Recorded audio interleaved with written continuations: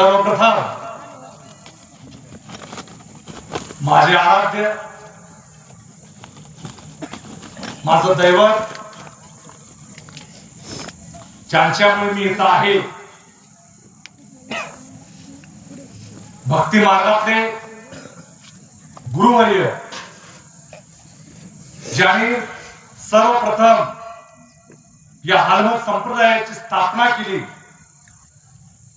किंबहुना हलमत हा शब्द तुम्हाला माहिती नसेल. हलमत म्हणजे धर्म स्थापनेची ज्यावेळी वेळ येते त्यावेळी ज्या धर्मामध्ये देव अवतारला येतो तो धर्म म्हणजे धनगर कुळ. अशा या धनगर कुळाला हलमत म्हणतात. आणि त्या हलमत संप्रदायाचे मुख्य अधिष्ठान जो भंडाऱ्याचा मुख्य मालक, ज्यानं ही सुरुवात केली आणि खऱ्या अर्थानं या धनगर कुळाचा सतयुगामध्ये उद्धार केला, ते माझे आराध्य दैवत श्री विठ्ठल बिरदेव यांच्या चरणी सर्वप्रथम नतमस्तक होतो. होय होय, खऱ्या अर्थानं ज्यांच्यामुळं आमच्या मुखातून गेलेला शब्द कधीच वाया जात नाही आणि ज्या भगवंतानं या दोन्ही कुळाचा उद्धार केला सतयुगामध्ये आणि डोक्यावरती हात ठेवला, तू जे बोलशील ते खरं होईल असा आशीर्वाद ज्या भगवंतानं दिला ते माझ्या आद्य गुरु श्री हरसिद्धनाथ चरणी यांच्या सुद्धा चरणी नतमस्तक होतो. आणि खऱ्या अर्थानं ज्यावेळी या पृथ्वीवरती अधर्म ज्यावेळी बोकाळतो, धर्माला ग्लानी येते, साधू संतांच्या वरती संकट येतं, ज्यावेळी समाजावरती संकट येतं, त्यावेळीला या पृथ्वीला कोणतरी तारणारा असा देवदूत पाहिजे. आणि खऱ्या अर्थाने या पृथ्वीला, या समाजाला माझ्या भगवंताची गरज लागली आणि त्या देवानं या पृथ्वीवरती समाज कल्याणासाठी, जनद्वारासाठी, साधू संतांच्या रक्षणासाठी, दीनदुबळ्यांच्या कल्याणासाठी, तुम्हा सर्वांसाठी जो देव अवतार घेतो ते माझे दैवत, माझ्या नसा नसामध्ये, माझ्या रक्तामध्ये, माझ्या देहामध्ये जो वास करतो तो माझा देव आदमापूर निवासी श्री श्री श्री संत देव अवतारी बाळूमामाच्या चरणी सुद्धा मी नतमस्तक होतो. बाबाओ, आज तुम्हाला मामांची 4 शब्द सांगत असताना सुरुवात कुठून करावी हे समजणार न समजणार कोण आहे. कारण महाराजांनी खऱ्या अर्थानं कीर्तनातून मामांची माहिती तुम्हाला सांगितली असेलच, त्याच्यामध्ये माझी थोडी भर पडणार आहे. सर्वांना माहिती आहे की या भगवंताचा अवतार कसा झाला. आताच मी म्हटलं की ही सुंदर अशी सृष्टी आहे, सुंदर अशा या सृष्टीवरती राहणारे साधू संत आहेत, तुम्ही आम्ही आहोत. आणि ज्या देव कधी अवतार येतात, ज्या अधर्म बोकाळतो, धर्मावरती ग्लानी येते, समाजावरती संकट येतं, पृथ्वीवरती संकट येतं, त्यावेळेला साधू संतांच्या रक्षणासाठी, दीनदुबळ्यांच्या कल्याणासाठी कोणतरी का असणार देवाच्या रूपानं एक देवदूत या पृथ्वीवरती देव धाडत असतो.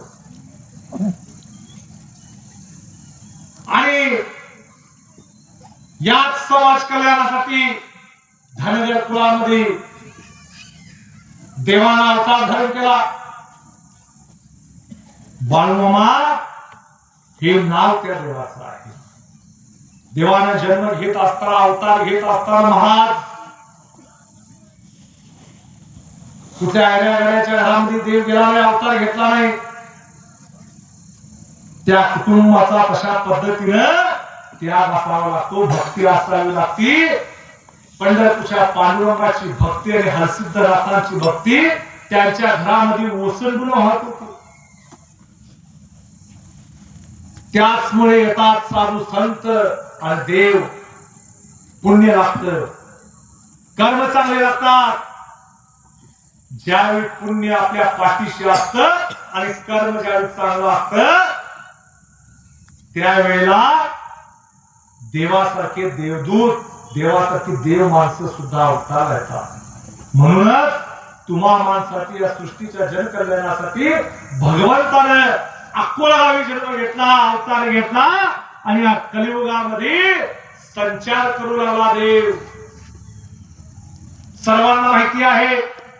मी आता तुम्हाला विचारून माहिती सांगण्याचा प्रयत्न करतोय की मामांच्या जन्मापासून तुम्हाला पाहिजे आहे काय, मामाला देवपण कसं मिळालं हे तुम्हाला ऐकायचं आहे. मला सांगा,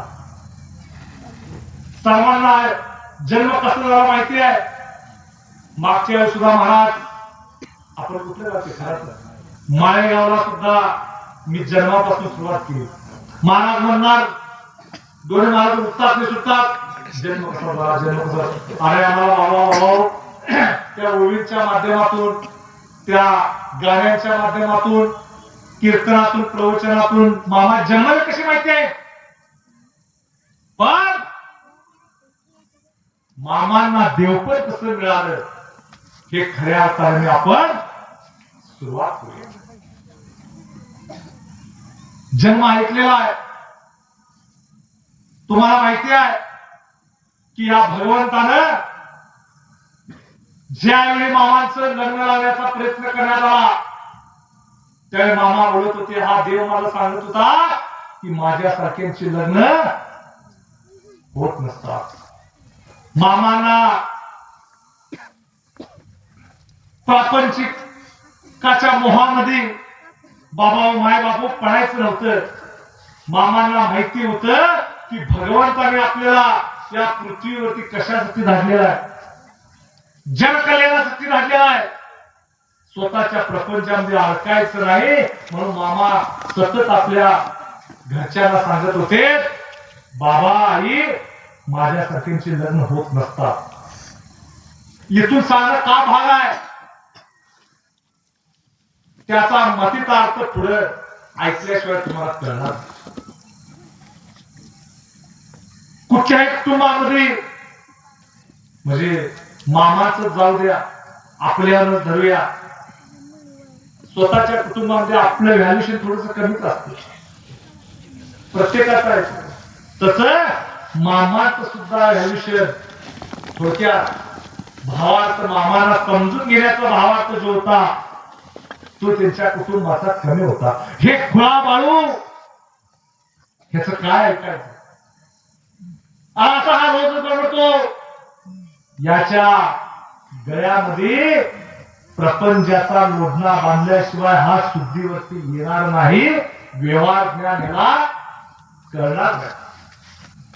मामा सांगतायत, अरे माझ्यासारख्यांचे लग्न होत नसतात, तुम्ही त्याच्या पंजाब करू नका, असाच बडबडतोय. पण ह्या वाघाला मुलगी देणार तरी कोण.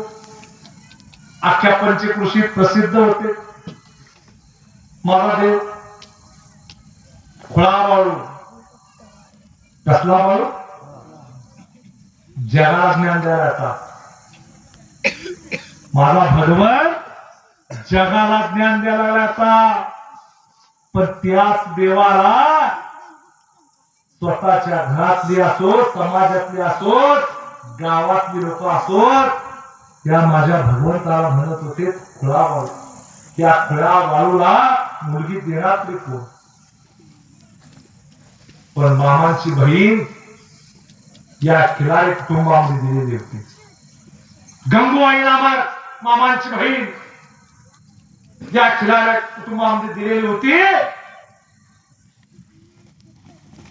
त्या गंगूबाई विचार केला, मला नाही म्हणाले माझ्या भावाला मुलगी कोण देणार, तो त्या माझ्या भावाला माझी मुलगी देतो आणि जावाई करून देतो. मामा म्हटले, बाळूमा म्हणाले माझ्या लग्नाच्या नादाला लागू नका. मामांचा दाजी म्हणणारा जो होता तो थोडासा हटवा होता, अंगानं पिंडानं ढाकण होता. बुद्धीनं कसा असेल, बुद्धी नाही तसाच असेल. कारण मामांच्या देवपर जर कुणाला असेल तर सर्वप्रथम महाराज ते अण्णा कळाले ना, आता ते पुढे आहे. ह्या बाळूचं नारे दानग्यावर लग्न लावायचं, त्याच्याशिवाय चालणार नाही. मामा हातबल झाले समाजापुढे, घरच्या कुटुंबापुढे. काही वेळेला तुमचं काय चालत नाही. मामा लग्न आपलं करायचं महत्वादी राहिले. आणि आत्ताची मुलं काय करतात, लग्न करत नाही म्हणून रुसून बसतात. मामांच्याकडे जातात, मावशींच्याकडे जातात, आजोळी जातात, मित्रांच्याकडे जातात. बाबा माझं लगीन केव्हा करायचं. किशी ओलांडली, 35 आलो तरी लग्नाचा पत्ता नाही. बरेच प्रश्न आता लग्नाचे आहेत ना, मुलींचंही तसंच आहे.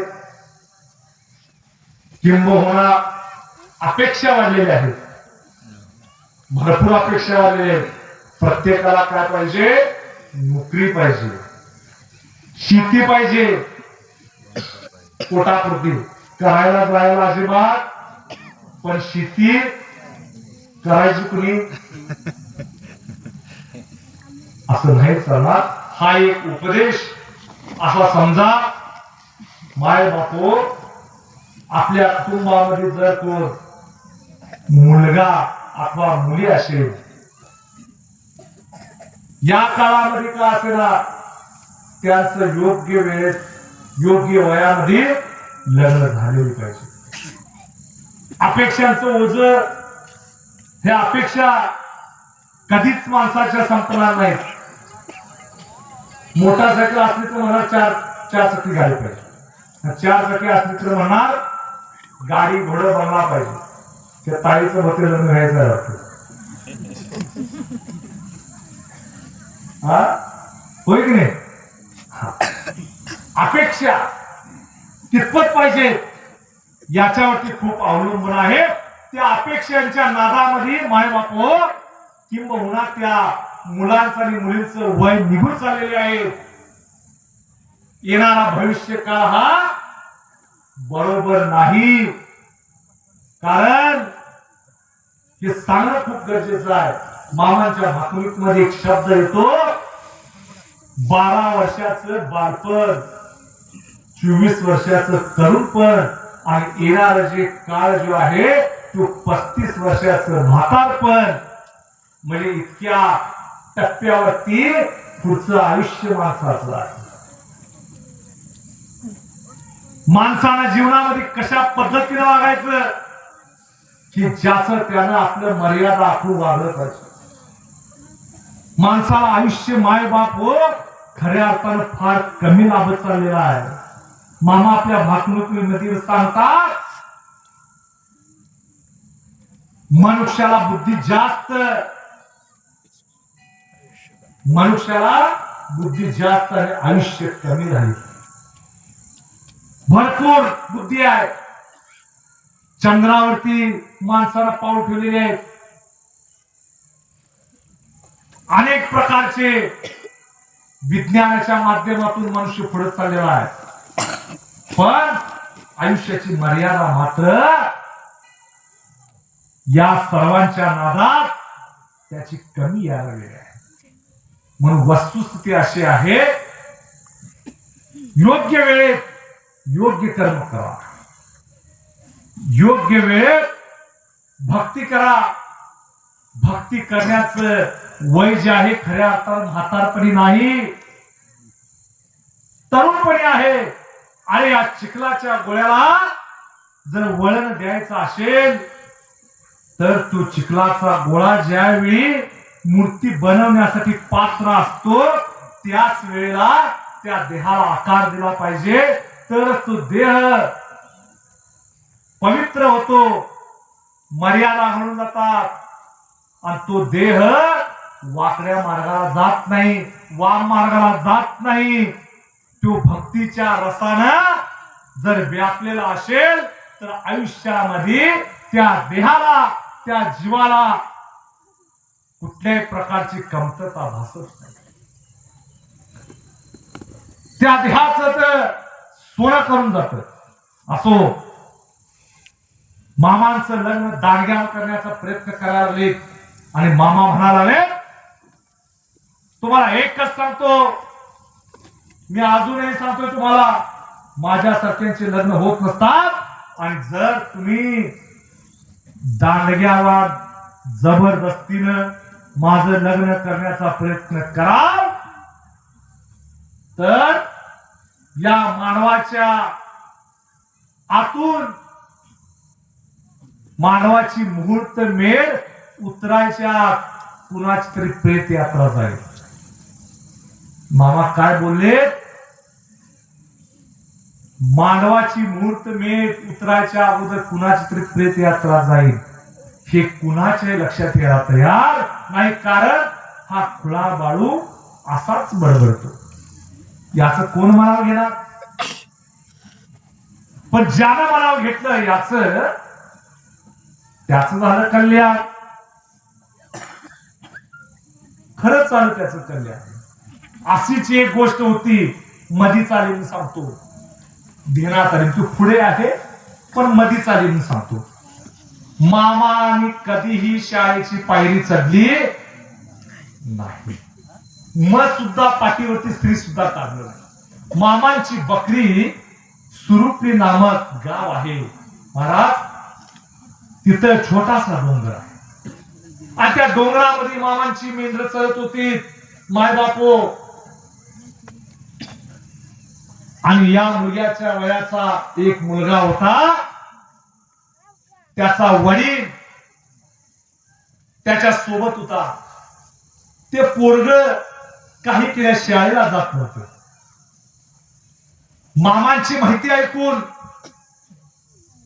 त्या सुरुपली गावातल्या एका भक्तानं काय केलं, बाळू मामा नामक, त्यावेळी मामाना देवऋषी म्हणत होत्या, देव सांगणारा बाळू मामा म्हणत होते.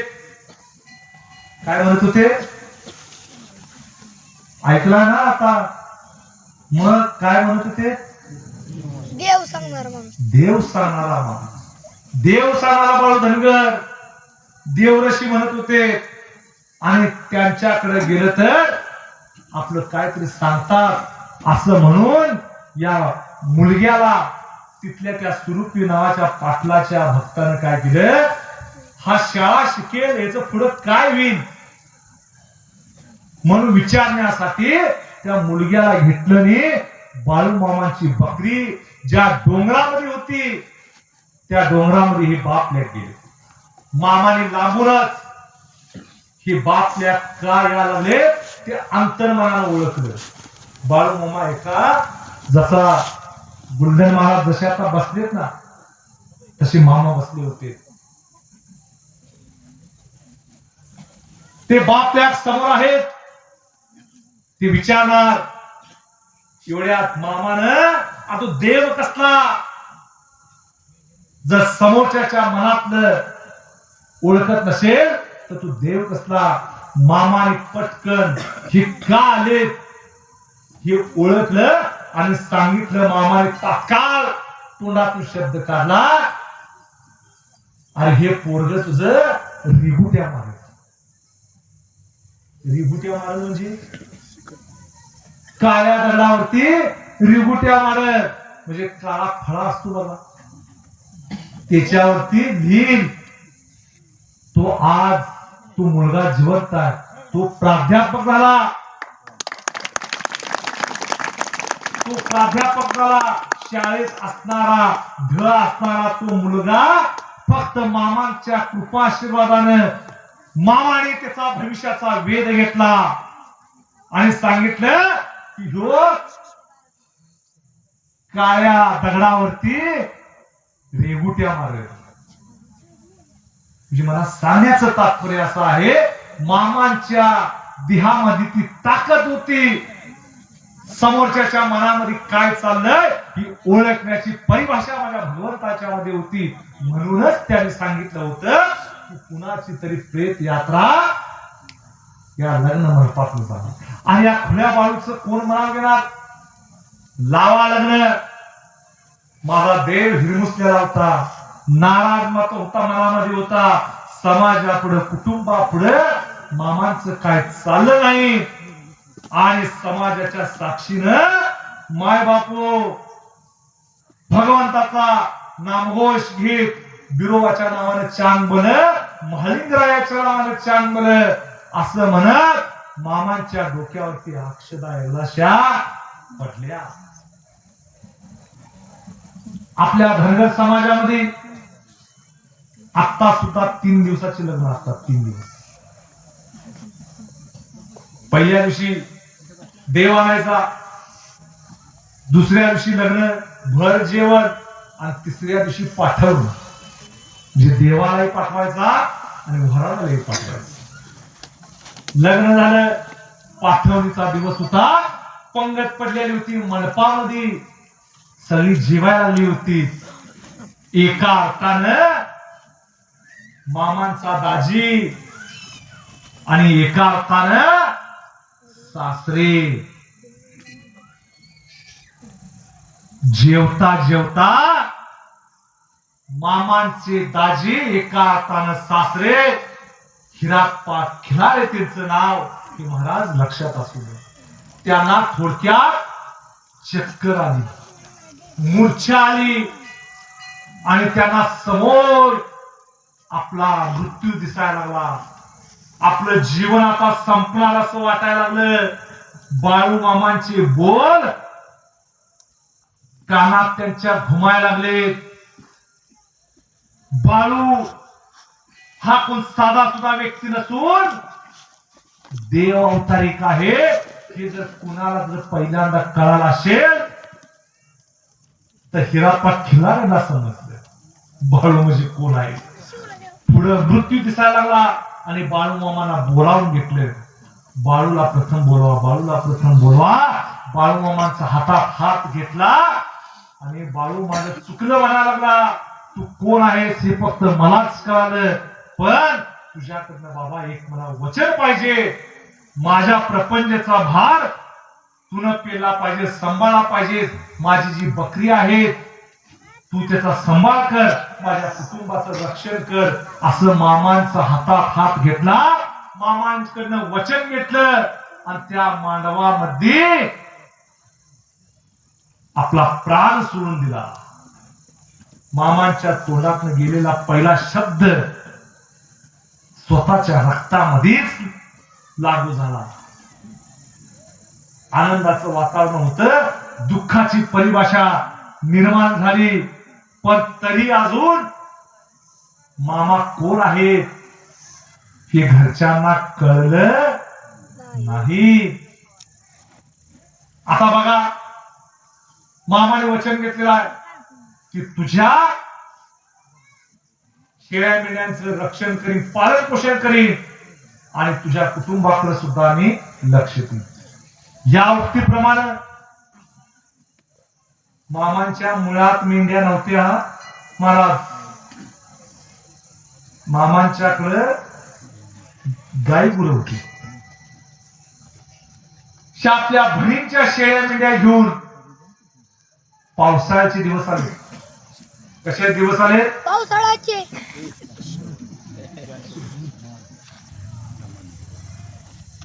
तो असा प्रकार झाला, गणपतीची आरती असते, पुढचं काय येत नाही, मात्र जयदेव जयदेव त्यानं म्हटलं तरी काय पण असू दे, कुठली पण असू दे आरती, जयदेव जयदेव, जय बाळू मामा असा तो हुशार विद्यार्थी. अशा म्हणण्याप्रमाणे तू नाव तरी काढ, मोठा झाल्यानंतर दोन्ही महाराजांनी मला असं म्हटलं होतं, खूप मोठा हो हा बाबा, शाळा शिक. शाळेला जातोस ना? हो. हा, अशी प्रश्नाची उत्तर शाळेत द्यायची, तर तू मोठा होशील. असो, पावसाळ्याचे दिवस असल्यामुळे आपल्या इकडली बकरी कुठे जातात? देशावरती जातात. पूर्वेकडच्या भागाला आमच्या इकडं देशावर म्हणतात, खालतीकडे म्हणतात. मग आपल्याकडे पाऊस जास्त असतो, पूर्वेला पाऊस कमी असतो. मामा लहान होते, वयानं लहान होते. 14-15 वर्षाचे बाळ माझा भगवंत असेल, कुणाचा तरी आसरा घ्यायला पाहिजे. आणि असे वाघात्री महाराजांसारखे, आबांसारखे कारभारी होते. अशा जुन्या जाणत्या कारभाऱ्यांच्या आणि मेंढक्यांच्या सोबत सोबती केली. सोबती हे तर माहिती आहे ना तुम्हाला? आता इथली मेंढरं आहेत का नाही, इथं बकरी आहेत ना, म्हणजे इतरांच्या सोबत जाणे याला काय म्हणतात? सोबती करणे म्हणतात. आणि अशी ती खिलाऱ्यांची बकरी मामाने वचन दिल्याप्रमाणे सांभाळण्यासाठी घेतली.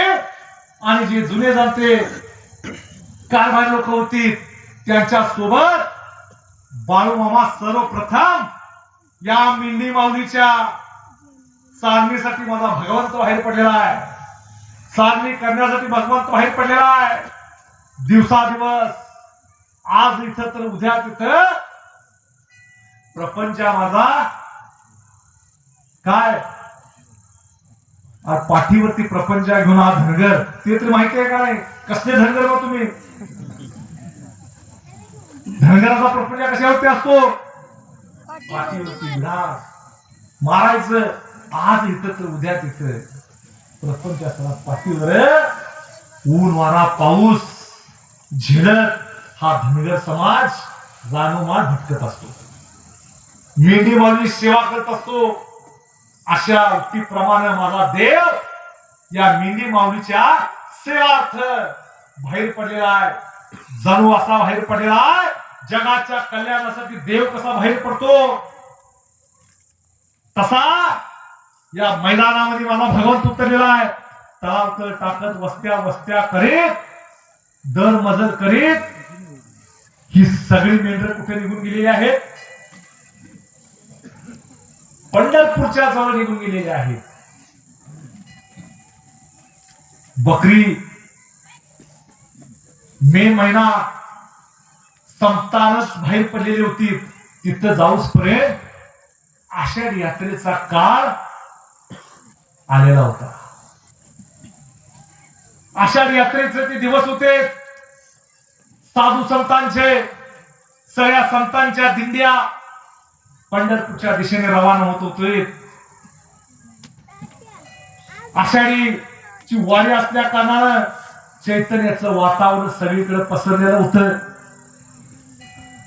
येणारा प्रत्येक भक्त हा पंढरपूरच्या दिशेने, पंढरपूरच्या मागावरती विठ्ठलाचं जर दर्शन केव्हा भेटेल या आशेनं वारकरी, टाळकरी, माळकरी, दिंडेकरी हे सगळे पंढरपूरच्या दिशेने रवाना होत होते. जणू काय माझ्या भगवंताची मेंढर सुद्धा, ही मेंढी माऊलीचा हा कळप सुद्धा जणू काय विठ्ठलाला, माझ्या भगवंताला भेटण्यासाठी जणू काय पंढरपुरात चाललेला आहे. अशा पद्धतीनं माझ्या बाळू मामांच्या मेंढ्या ह्या पंढरपूरच्या हद्दीमध्ये गेलेल्या. आषाढी यात्रा असायला पंढरपूरच्या भोवत्याला सगळ्या साधू संतांच्या दिंड्या विस्तारलेल्या आहेत. बघा तिकडं भक्तीचा महापूर, दिंड्यांच्या मेळेचे मेळे जमलेले आहेत. आणि मामांच्या मेंढ्या जमिया पंढरपुरात गेलेल्या आहेत. आणि इथून पुढचा जो प्रकार जो आहे तू मामांच्या जीवनाला जणू कलाटणी देणार आहे. बघा, वार्षिक यात्रा इथं भरलेली आहे. कुठल्या गावात भरलेली यात्रा आहे? बरोबर आहे ना, ह्या गावामध्ये वार्षिक यात्रा भरलेली आहे. तिथे सगळे भक्त जमा झालेले आहेत, सगळे झालेले आहेत. हा भक्तांचा मेळा आहे. पण तिथं पण येतो. ह्या ठिकाणी सुद्धा हौशे, नवशे, गावशे सगळ्या प्रकारची माणसं इथं आलेली आहेत.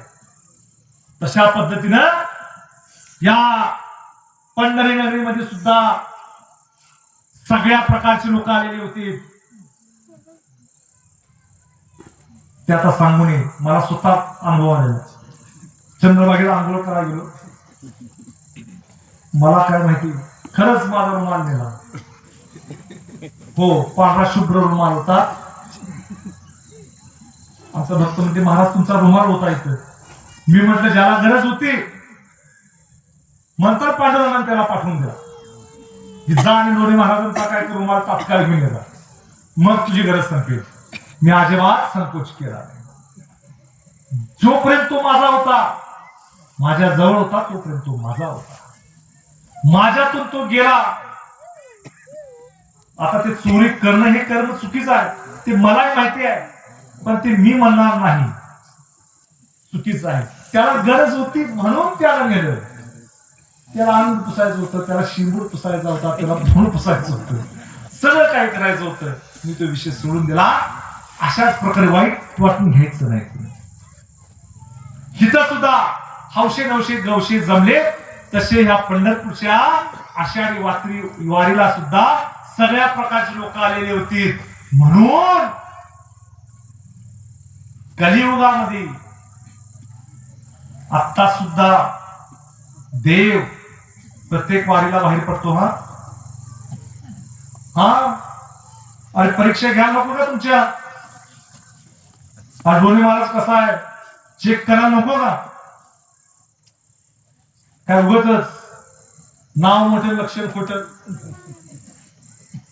चेक करायला पाहिजे. दोन्ही महाराजांची परीक्षा घ्यायला पाहिजे, माझी सुद्धा परीक्षा घ्यायला पाहिजे. मी काय म्हणतोय बघा, असं माझ्या भगवंतानं, त्या विधात्यानं, पंढरीनाथानं विचार केला. म्हणाला महाराज सगळे भक्त जमले,